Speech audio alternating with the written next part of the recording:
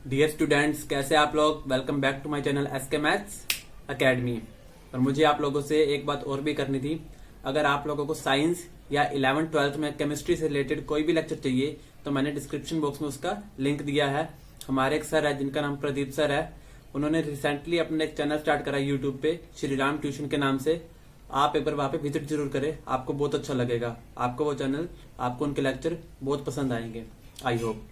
तो हमने 11th class में अभी तक 3 लेक्चर कर लिए थे। आज के इस लेक्चर में हमें क्या करना है, polar form of a complex number. तो ज्यादा टाइम ना लेते हुए स्टार्ट करें, polar form of a complex number. ठीक है।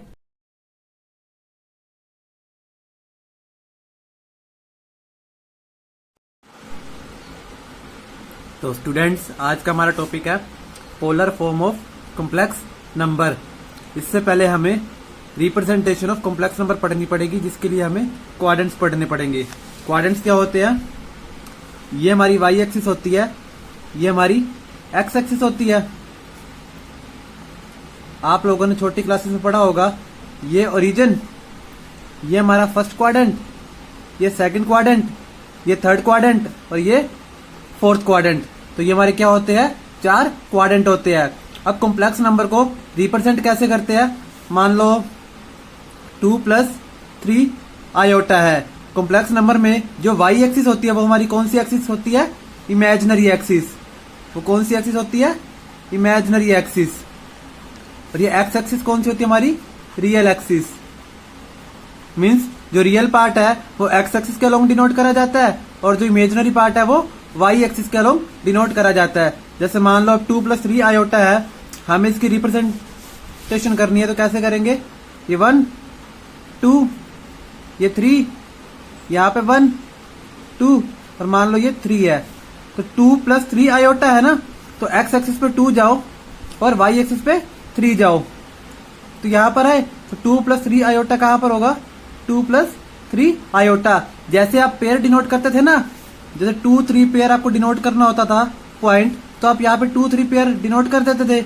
उसी तरीके से जो कॉम्प्लेक्स नंबर है 2 + 3 iota, real part x axis के अलोंग देखेंगे और इमेजिनरी पार्ट वाई एक्सिस के अलोंग देखेंगे। तो 2 + 3 आयोटा कैसे आ गया? 2 इधर से और 3 इधर से, 2 + 3 आयोटा। अगर मान लो ये होता -2 + 3 आयोटा, तो इसको कैसे देखते? यहाँ -1 -2 1 2 3 और यहाँ पे 1 2 3। ये मैं रफली ग्राफ बना रहा हूँ। -2 + 3 आयोटा है ना, तो -2 जो रियल पार्ट है एक्स एक्सिस के लोग देखेंगे, -2 ये रहा और 3 ये रहा। तो यहाँ पे क्या आ जाएगा? -2 + 3 आयोटा। ठीक है। अब मान लो ये नंबर है -2 - 3 आयोटा, -2 - 3 आयोटा। इधर देखते हैं, -2 - 3 आयोटा, -1 - 2 -3 1 2 1 2 3, यहाँ पे -1 -2 ये बना रखा है। -2 - 3 आयोटा है, तो एक्स एक्सिस पे -2 गए, वाई एक्सिस पे -3, तो यहाँ पर आएगा नंबर। तो यहाँ पे क्या आएगा? -2 - 3 आयोटा। एक्स एक्सिस से -2 और वाई एक्सिस से -3, तो -2 - 3 आयोटा की पोजीशन क्या हो जाएगी? ये हो जाएगी। ठीक है। अब देखते हैं 2 - 3 आयोटा, तो इसको कैसे देखेंगे? 1 2 3 -1 -2 -3, ये एक्स एक्सिस, ये वाई एक्सिस।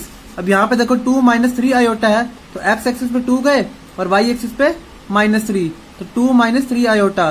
तो इसकी पोजीशन हो जाएगी ये 2 - 3 आयोटा की पोजीशन क्या हो जाएगी? ये हो जाएगी। तो इस तरीके से हम कॉम्प्लेक्स नंबर की रिप्रेजेंटेशन करते हैं। मैंने चारों क्वाड्रेंट के हिसाब से आपको बता दिए एक ही नंबर से। 2 + 3 आयोटा जब दोनों पॉजिटिव थे, -2 + 3 आयोटा जब एक्स नेगेटिव था और वाई पॉजिटिव था, -2 - 3 आयोटा जब दोनों के दोनों ही क्या थे? नेगेटिव थे, 2 - 3 आयोटा जब एक्स पॉजिटिव था और वाई नेगेटिव था। तो ये मैंने आपको चारों क्वाड्रेंट के हिसाब से बता दिया कि कॉम्प्लेक्स नंबर की रिप्रेजेंटेशन कैसे होती है। क्लियर है रिप्रेजेंटेशन? अब हम क्या सीखेंगे? क्वाड्रेंट के अंदर कौन कौन से ट्रिग्नोमेट्रिक फंक्शन पॉजिटिव होते हैं और नेगेटिव होते हैं। मींस आपने 10th क्लास तक अभी तक जो भी पढ़ा है, जैसे sine, cos, tangent, secant, cot and cosecant, जो भी पढ़ा है वो आपने 0 से π/2 तक की वैल्यू के लिए पढ़ा है। 0 से π/2 तक की वैल्यू के लिए, ना आपने π/2 से ज्यादा के लिए नहीं पढ़ा है और ना ही 0 से छोटी के लिए पढ़ा है। ठीक है, तो आपने 0 से लेकर π/2 तक की वैल्यू के लिए ये सारे फंक्शन पढ़े हैं। अब जो कि क्या होता है, फर्स्ट क्वाड्रेंट की बात होती है, मतलब 0 से π/2 जो क्वाड्रेंट होता है वो सिर्फ फर्स्ट क्वाड्रेंट होता है।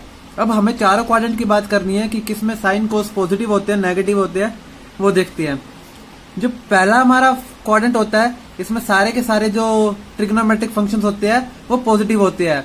आपने 10th क्लास में जो टेबल पढ़ी थी 8.2 में, उसमें कोई भी वैल्यू नेगेटिव क्यों नहीं थी, क्योंकि वो सारे 0 से π/2 के बीच में थे और 0 से π/2 फर्स्ट क्वाड्रेंट होता है और फर्स्ट क्वाड्रेंट में सारे के सारे जो ट्रिग्नोमेट्रिक फंक्शंस होते हैं वो क्या होते हैं, पॉजिटिव होते हैं। यहाँ पे साइन एंड कोसिकेंट पॉजिटिव होते हैं, बाकी सारे negative, other negative. Sine and cosecant positive, बाकी सारे नेगेटिव। ये हमारा है सेकंड क्वाड्रेंट। अब जो थर्ड क्वाड्रेंट है, इसमें टेंजेंट एंड कोट क्या होंगे, पॉजिटिव, बाकी सारे नेगेटिव। मीन्स थर्ड क्वाड्रेंट में अगर हम साइन की बात करें तो साइन कैसी वैल्यू देगा, नेगेटिव वैल्यू देगा। अब आती है फोर्थ क्वाड्रेंट, इसमें क्या है, कोस एंड सीकेंट पॉजिटिव, बाकी सारे नेगेटिव। मीन्स फोर्थ क्वाड्रेंट में अगर हम साइन की बात कर ले या टेंजेंट की बात कर ले तो वो कैसी वैल्यू देंगे, नेगेटिव। कोस और सीकेंट कैसी वैल्यू देंगे, पॉजिटिव। अब यहाँ पे देखो, ये होता है 0 से π/2। 0 से π/2 का मतलब है 0 से 90 तक की वैल्यू। फर्स्ट क्वाड्रेंट में क्या है, 0 से 90 तक की वैल्यू। सेकंड क्वाड्रेंट में क्या है, 90 से 180 तक की वैल्यू। मीन्स π/2 से पाई तक, 90 से 180 तक की वैल्यू। यहाँ पे जो पाई है ना, पाई 180 को डिनोट करता है। जैसे पाई की जगह अगर मैं 180 रखूं तो 180/2 90 तो आता है, तो यहाँ पे पाई 180। ठीक है, जो थर्ड क्वाड्रेंट है वो क्या देगा, 180 से 270 तक की वैल्यू। और जो फोर्थ क्वाड्रेंट है वो क्या देगा, 270 से 360 डिग्री तक वैल्यू। ठीक है, तो टोटल मिला के हमें कितना मिल जाता है, 360 डिग्री। फर्स्ट क्वाड्रेंट में 0 से 90, सेकंड क्वाड्रेंट में 90 to 180, थर्ड क्वाड्रेंट में 180 to 270 और फोर्थ क्वाड्रेंट में 270 to 360। अब यहाँ पे देखो, जो ये लाइन है ये हमारी 0 की लाइन होती है, ये हमारी π/2 की लाइन होती है, ये हमारी पाई की वैल्यू होती है। मैं पाई में बोल गया, आपको डिग्री में बताता हूँ। ये हमारी 0 डिग्री की वैल्यू होती है। ये हमारी जो लाइन होती है 90 डिग्री की लाइन होती है। जो ये लाइन होती है हमारी 180 डिग्री की लाइन होती है और जो ये लाइन होती है हमारी 270 डिग्री की लाइन होती है। और वापस से जब हम ये लाइन लेते हैं तो हमारी 360 डिग्री की लाइन हो जाती है। यहां से चले पूरा 360 डिग्री हो जाता है। ठीक है, जो हमारा ये ट्रिग्नोमेट्री हम थर्ड चैप्टर में बहुत अच्छे से पढ़ेंगे। बट जो फिफ्थ चैप्टर में, जो हमारा फिफ्थ चैप्टर है, इसमें हमें जो मेन ट्रिग्नोमेट्री फंक्शन का ध्यान रखना है वो किसका ध्यान रखना है, टेंजेंट का। किसका ध्यान रखना है, टेंजेंट का। और मैं आप लोगों को बता दूं, जो टेंजेंट होता है वो हमारा फर्स्ट क्वाड्रेंट में और थर्ड क्वाड्रेंट में पॉजिटिव होता है। टेंजेंट एंड कोट जो होते हैं वो हमारे क्या होते हैं, फर्स्ट क्वाड्रेंट में तो देखो सारी पॉजिटिव है, और जो उसके अलावा जो टेंजेंट है और कोट है वो कहाँ पे पॉजिटिव होंगे, थर्ड क्वाड्रेंट में। ठीक है, तो हमें ट्रिग्नोमेट्रिक फंक्शन जो हमें बात करनी है यहाँ पे कॉम्प्लेक्स नंबर में, टेंजेंट और कोट की मेन बात होगी। तो अब चले हम हमारे टॉपिक की तरफ, polar form of complex number. आप चाहो तो इस सबका स्क्रीनशॉट ले सकते हो पॉज करके। ठीक है, जैसे देखो हम एक नंबर दे रखा है 1 प्लस आयोटा, कहता है represent it in polar form. हमें इस नंबर को किस फॉर्म में लिखना है, पोलर फॉर्म में। जो ये 1 प्लस आयोटा है ये रिप्रेजेंट कैसी होती है, Cartesian represent. x plus iota y की फॉर्म में है ना, तो ये रिप्रेजेंट कैसी होती है, कार्टेशियन फॉर्म। हमें किस फॉर्म में चेंज करना है, पोलर फॉर्म। पोलर फॉर्म का मतलब है r और r एंड थीटा की फॉर्म में हमें इस नंबर को लिखना है। अब पोलर फॉर्म कैसी होती है, r कोस theta plus iota r sine theta. तो हमें इस नंबर को 1 प्लस आयोटा को इस फॉर्म में लेकर आना है। मीन्स हमें आर की वैल्यू निकालनी है और थीटा की वैल्यू निकालनी है। तो एक बार इस क्वेश्चन को समझते हैं अच्छे से, कैसे करेंगे हम इस नंबर को पोलर फॉर्म में कैसे चेंज करेंगे। मैं चारों क्वाड्रेंट के क्वेश्चन करा दूंगा पोलर फॉर्म में। अब पहले इसको समझते हैं। 1 प्लस आयोटा है, इसको सबसे पहले किस फॉर्म में लिखो, R cos theta plus iota are sine theta. चाहे पोलर फॉर्म हो चाहे कॉम्प्लेक्स नंबर हो, सॉरी चाहे पोलर फॉर्म हो चाहे कार्टेशियन फॉर्म हो, वैल्यू तो बराबर ही होनी है ना, बस रिप्रेजेंटेशन अलग अलग है। तो 1 प्लस आयोटा किसके बराबर होगा, r cos theta plus iota are sine theta के। अगर हम आर और थीटा की वैल्यू निकाल लेते हैं तो हमारी पोलर फॉर्म आ जाएगी। अब ये देखो, ये जो पार्ट है ये क्या है, रियल पार्ट है, और ये जो पार्ट है ये क्या है, इमेजिनरी पार्ट है।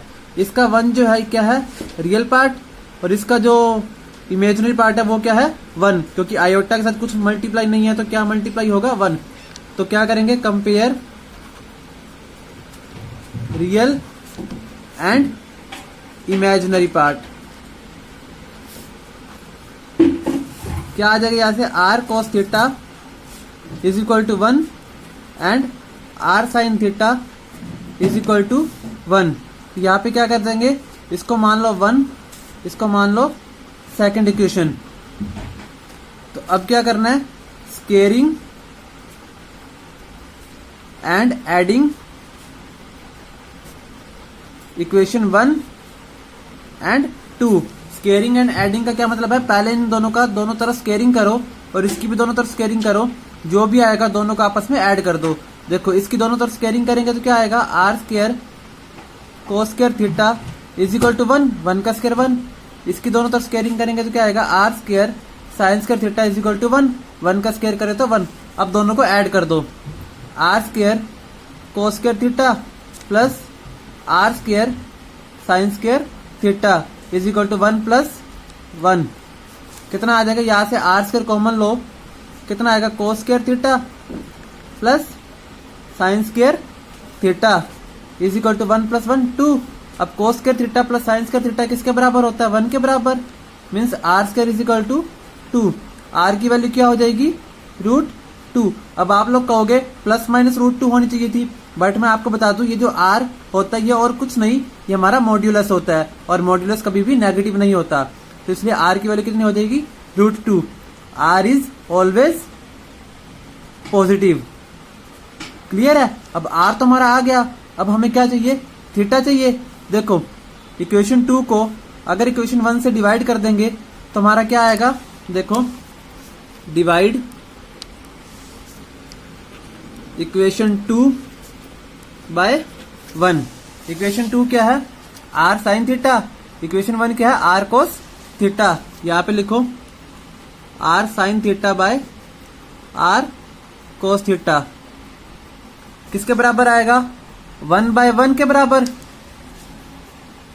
1/1 जो कि 1 नहीं हो जाएगा, आर से आर कटा, क्या मिला हमें, साइन बाय कोस किसके बराबर होता है, टेंजेंट थीटा के बराबर इज इक्वल टू 1। अब यहाँ पे देखो टेंजेंट थीटा की वैल्यू पॉजिटिव आई ना। अब आपको देखना है पॉजिटिव टेंजेंट कौन कौन से क्वाड्रेंट में होता है। मैंने बताया था टेंजेंट पॉजिटिव कौन कौन से क्वाड्रेंट में होता है, फर्स्ट एंड थर्ड में।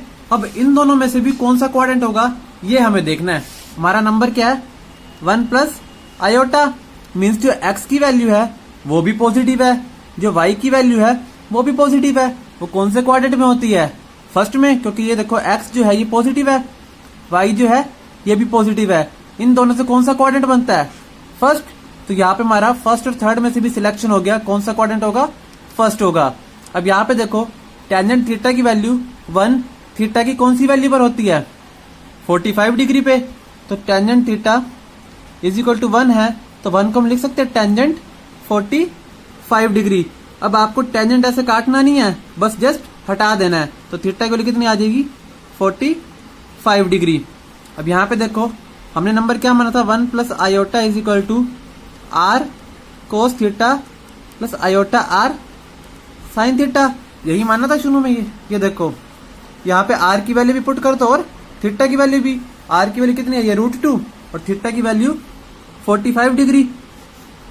तो 1 plus iota is equal to में √2 cos 45 degree plus iota √2 sine 45 degree. तो ये हमारी क्या आ गई, पोलर फॉर्म आ गई किसकी, 1 प्लस आयोटा की। क्लियर है? आप चाहो तो इसका स्क्रीनशॉट ले सकते हो पॉज करके।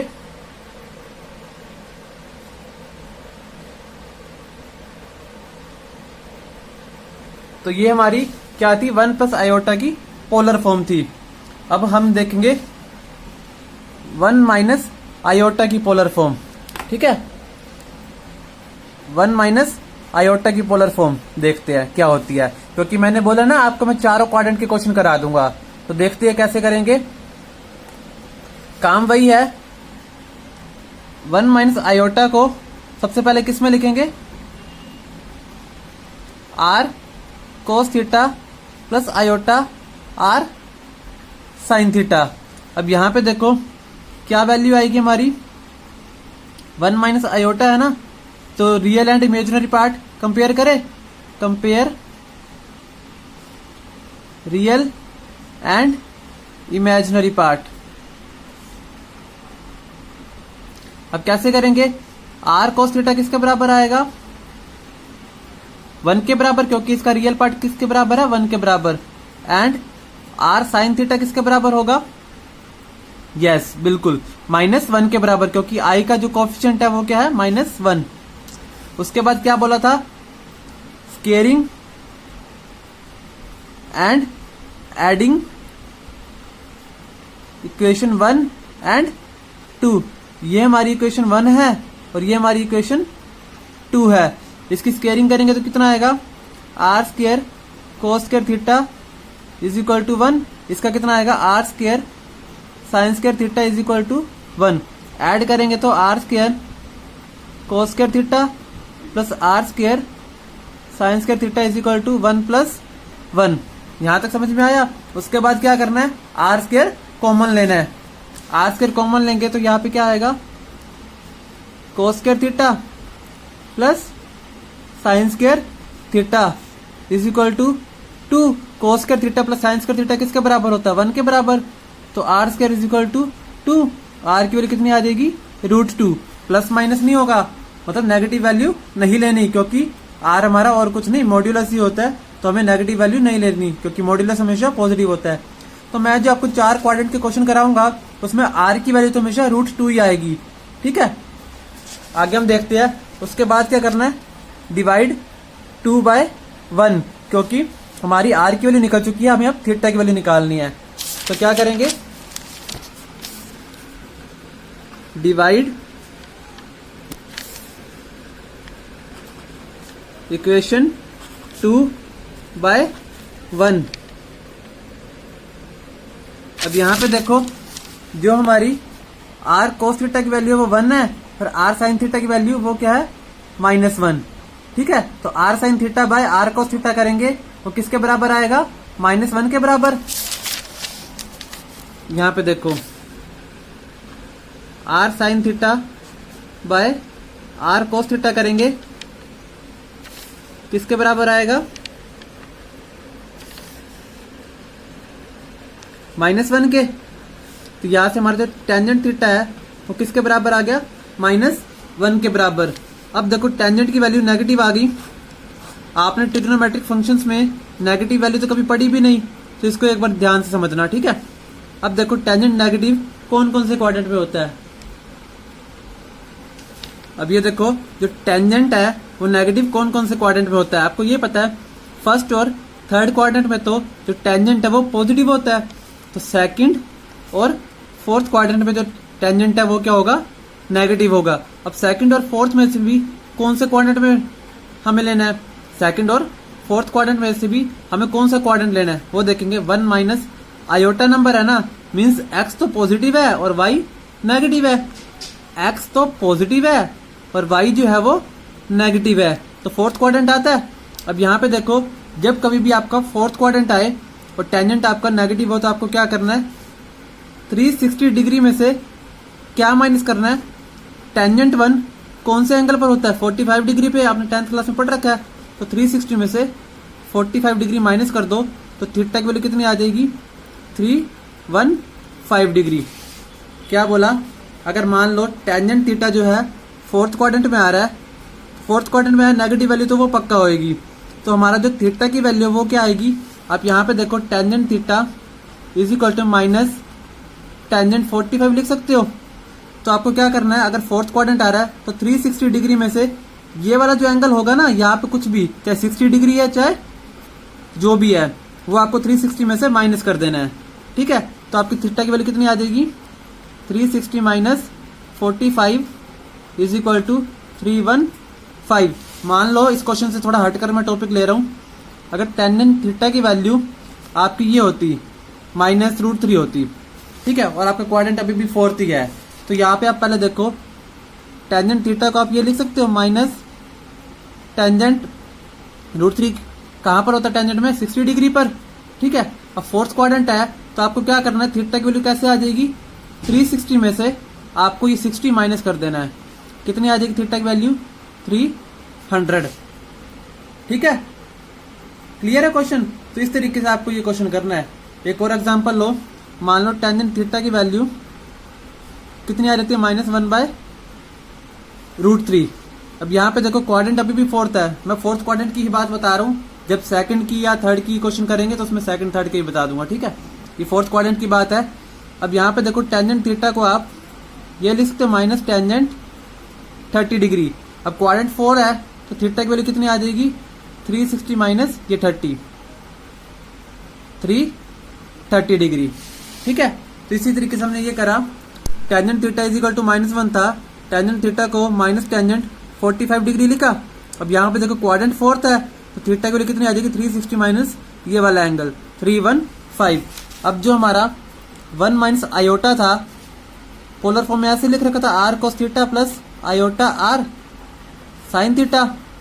r की वैल्यू √2 है, cos थीटा की वैल्यू कितनी आ गई, 315 प्लस आयोटा √2 साइन थीटा की वैल्यू 315 डिग्री। ये हमारी क्या आ गई, पोलर फॉर्म आ गई किसकी, 1 माइनस आयोटा की। क्लियर है।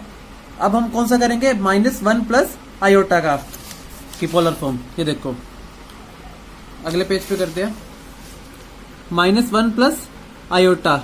अब यहाँ पे देखो जो, अब मैं डायरेक्ट क्वेश्चन कर रहा हूँ, आप लाइंस लिख लेना क्योंकि क्वेश्चन सिमिलर है और r की वैल्यू तो √2 ही आने वाली है। यहाँ पे देखो r cos थीटा जो होएगा, इसको पहले लिखो r cos theta is equal to -1 and -1 plus iota है, इसको क्या लिखेंगे, r cos theta plus iota r sine theta. जहां से r cos थीटा की वैल्यू कितनी आ जाएगी, -1 और r साइन थीटा की वैल्यू कितनी आ जाएगी, 1। यहां से 1 आ गई, यहां से -1 आ गई। उसके बाद क्या करते हैं, देखो r की वैल्यू तो स्केलिंग एंड एडिंग करके √2 ही आने वाली है। हम निकालेंगे सीधा थीटा की वैल्यू, कैसे करते हैं, डिवाइड 2/1। ये हमारी सेकंड इक्वेशन होती है, ये हमारी फर्स्ट इक्वेशन होती है। तो r sine theta by r cos theta is equal to कितना आ जाएगा, ये -1, 1/-1 -1 के बराबर। r से r कट गया, टेंजेंट थीटा कितने किसके बराबर आ गया, -1 के बराबर। अब आपको पता है 4 क्वाड्रेंट होते हैं, टेंजेंट थीटा -1 है मतलब नेगेटिव वैल्यू है, तो कौन कौन से क्वाड्रेंट में होगी, नेगेटिव है तो या तो सेकंड में होगी या तो फोर्थ में होगी, क्योंकि पॉजिटिव होती है। अब यहाँ पे देखो सेकंड और फोर्थ में से भी कौन सा क्वाड्रेंट होगा वो हमें देखना है। हमारा नंबर क्या है, -1 प्लस आयोटा। ये हमें x से मिलता है और ये हमें y से मिलता है। x नेगेटिव है, नेगेटिव x यहाँ पर होता है और y पॉजिटिव है, y पॉजिटिव यहाँ से होता है। यहाँ से कौन सा क्वाड्रेंट बन रहा है, सेकंड क्वाड्रेंट बन रहा है। अब यहाँ पे सेकंड क्वाड्रेंट में थीटा की वैल्यू कैसे निकालेंगे, देखो इन सेकंड क्वाड्रेंट अब कैसे निकालेंगे, मान लो tangent theta is equal to में ये है -√3 है। अब टेंजेंट थीटा को ऐसे लिख सकते हो, माइनस टेंजेंट 60 डिग्री, और आपका क्वाड्रेंट क्या है, सेकंड है। तो आपको कैसे निकालना है, थीटा की वैल्यू क्या आएगी, पहले फोर्थ क्वाड्रेंट में आप 360 में से माइनस कर रहे थे, अब की बार क्या करना है, 180 में से माइनस करना है। ठीक है, तो थीटा की वैल्यू कितनी आ जाएगी, 120 डिग्री। ठीक है, कोई और एग्जांपल हो, टेंजेंट थीटा मान लो कितना है, -1/√3 है और क्वाड्रेंट क्या है, सेकंड ही है, तो टेंजेंट थीटा को आप ऐसे लिख सकते हो माइनस टेंजेंट 30 डिग्री, 1/√3 की वैल्यू रखिए सिर्फ। अब क्वाड्रेंट सेकंड है तो थीटा की वैल्यू कैसे मिलेगी, 180 माइनस ये वाला एंगल माइनस कर दो, थीटा की वैल्यू कितनी आ जाएगी, 150 डिग्री। ठीक है, अब इसमें देखो tangent theta is equal to -1 है, तो टेंजेंट थीटा को आप ऐसे लिख सकते हो, ये साइन एज इट इज, 1 की value tangent 45 degree, quadrant second ही है तो थीटा की वैल्यू कैसे मिलेगी, 180 माइनस 45 करके कितनी आ गई, थीटा की वैल्यू 135 डिग्री। जब कभी भी सेकंड क्वाड्रेंट हो तो आपको ऐसे देखना है। ठीक है, अब यहाँ पे देखो जो हमारा नंबर था क्या था, -1 plus iota r cos theta plus iota are sine theta. R की वैल्यू आपको पता है, थीटा की वैल्यू आपको पता है, तो यहाँ पे पुट कर दो, √2 कोस 135 प्लस आयोटा √2 साइन 135। ये हमारी क्या आ गई, -1 प्लस आयोटा की पोलर फॉर्म आ गई। क्लियर है, आप चाहो तो इसका स्क्रीनशॉट ले सकते हो पॉज करके।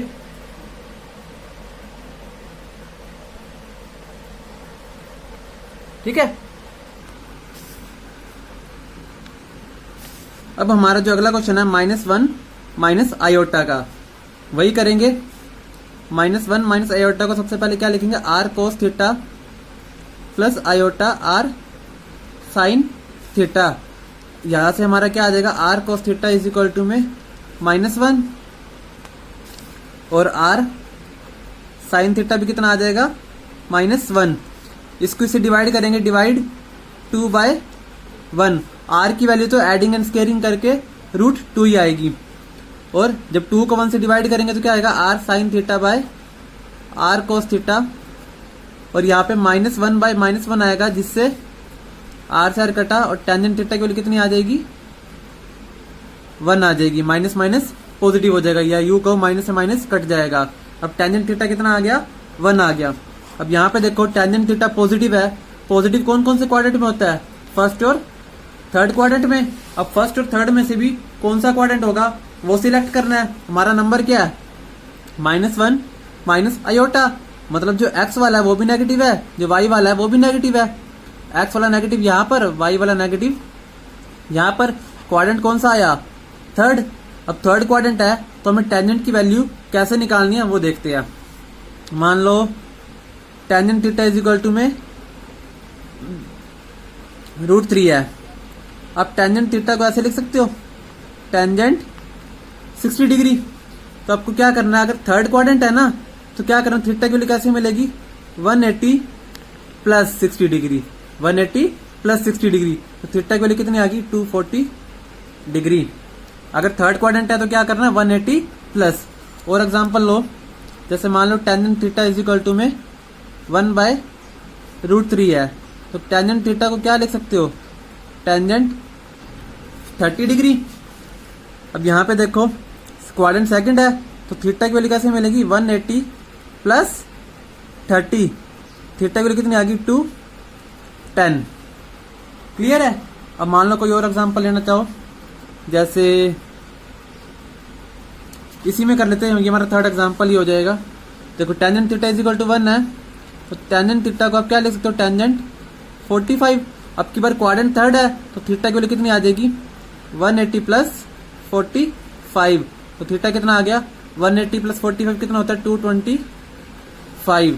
तो यहाँ पे अब क्या आ जाएगा हमारा, जो -1 minus iota r cos theta plus iota are sine theta था, कितनी वैल्यू आ जाएगी उसकी, आर की तो √2 ही रहनी है, cos 225 degree plus iota √2 sine 225 degree.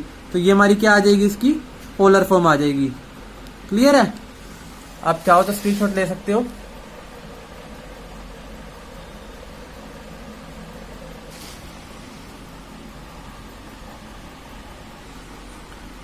तो इस तरीके के क्वेश्चन आपको पोलर फॉर्म में करने हैं। मैं एक क्वेश्चन और आप लोगों को करके दिखाता हूं जो कि 1 - 1 प्लस आयोटा या -1 प्लस आयोटा से थोड़ा अलग होगा।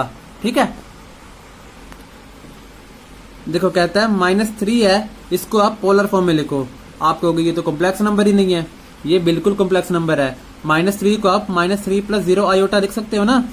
फिर इसको लिखो r cos theta plus iota r sin theta. अब उसके बाद कंपेयरिंग करनी है, compare real and imaginary part. तो r cos थीटा की वैल्यू कितनी आ जाएगी -3, r sin थीटा की वैल्यू कितनी आ जाएगी 0। उसके बाद क्या करनी है, squaring and adding both sides. पहले स्केयरिंग करो इसकी, स्केयरिंग बोथ साइड्स कितना आएगा r square cos square theta is equal to में 3 का स्केयर होगा तो 9, यहाँ पे r square sin square theta होगा इज इक्वल टू 0 का स्केयर 0। अब दोनों को ऐड करो, कितना आएगा r square cos square theta plus r square sin square theta is equal to 9 + 0 9। उसके बाद r स्केयर कॉमन लो, cos square theta plus sin square theta is equal to 9। cos square theta plus sin square theta is equal to 1 होता है, तो r square is equal to 9। r की value कितनी आ जाएगी 3। -3 क्यों नहीं आएगी, क्योंकि modulus plus is always positive. उसके बाद क्या करना होता है, डिवाइड सेकंड इक्वेशन बाय 1, तो कितना आ जाएगा r sin theta by r cos theta. sin theta क्या है 0 और r cos थीटा क्या है -3। r से r कटा, टेंजेंट थीटा किसके बराबर आ गया 0। अब हमें ये देखना टेंजेंट थीटा 0 आ गया। अब देखो ये क्वाड्रेंट है, आप कहोगे टेंजेंट थीटा 0 आ गया तो थीटा की वैल्यू 0 आएगी, क्योंकि टेंजेंट 0 होता है। लेकिन मैं आपको एक बात बता दूं, जो वैल्यू इस लाइन पर होती है ना, ये 0 वाली लाइन है, उसकी अपोजिट वैल्यू इस लाइन पर होती है। ठीक है, जैसे मैं आपको कह दूं cos 0 की वैल्यू देखनी है तो cos 0 1 होता है ना, यहाँ पे 1 है, तो यहाँ पे जो वैल्यू आएगी ना वो कितनी आएगी -1।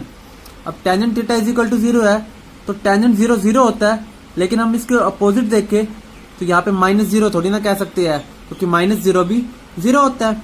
तब आपको ये देखना है थीटा की वैल्यू 0 होगी या फिर 180 होगी। ठीक है, हमें नंबर क्या दे रखा है -3 दे रखा है ना, -3 + 0 आयोटा। अब देखो जो x है वो क्या है नेगेटिव है। अगर हम ये लाइन ले लेते हैं, ये तो x की पॉजिटिव लाइन है, ये क्या है x की नेगेटिव लाइन है, तो थीटा क्या आ जाएगा 180 डिग्री आ जाएगा। थीटा कितना आ जाएगा 180 डिग्री आ जाएगा। मैं दोबारा बोलता हूँ, tangent theta is equal to 0 है, टेंजेंट 0 0 होता है, बिल्कुल ठीक है, लेकिन इस लाइन पे जो भी वैल्यू होती है किसी भी ट्रिग्नोमेट्रिक फंक्शन की, उसकी अपोजिट यानी अपोजिट साइन की वैल्यू कहाँ पर होती है, यहाँ पर होती है। अब यहाँ पे देखो, यहाँ पे 0 है तो उसकी अपोजिट भी 0 ही बनेगी, तो 0 यहाँ भी तो हो सकती है। अब ये 0 की डिग्री है और ये 180 डिग्री है, तो हमें देखना जो थीटा की वैल्यू है वो 0 आएगी या 180 डिग्री आएगी। ठीक है, हमने क्या देखा, हमारा जो नंबर था -3 था, -3 + 0 आयोटा। अब ये क्या है, x को रिप्रेजेंट करता है, x नेगेटिव है, मतलब ये वाली लाइन आ रही है, तो ये वाली लाइन किसकी होती है 180 डिग्री की। मैंने आपको शुरू में बताया था ना, तो थीटा क्या आ जाएगा 180 डिग्री। अगर -3 की जगह +3 होता तो हमारा थीटा इज इक्वल टू 0 आता। अब देखो जो हमारा -3 नंबर था उसको पोलर फॉर्म में कैसे लिखेंगे, r की वैल्यू 3 है ना, 3 cos 180 डिग्री, उसके बाद प्लस आयोटा 3 sin 180 डिग्री। ठीक है, sin 180 0 होता है और cos 180 -1 होता है, तो आप देख सकते हो ये 0 बनेगा और ये -3 आएगा, आया तो क्या बराबर। ठीक है, तो इस तरीके से हमें पोलर फॉर्म के क्वेश्चन करने होते हैं। ठीक है, कर लोगे। अब अगर आपको कोई डाउट आता है तो मैंने नीचे डिस्क्रिप्शन बॉक्स में अपना इंस्टाग्राम का लिंक दे रखा है, आप वहां पे मैसेज करके अपनी कोई भी प्रॉब्लम या डाउट ले सकते हो।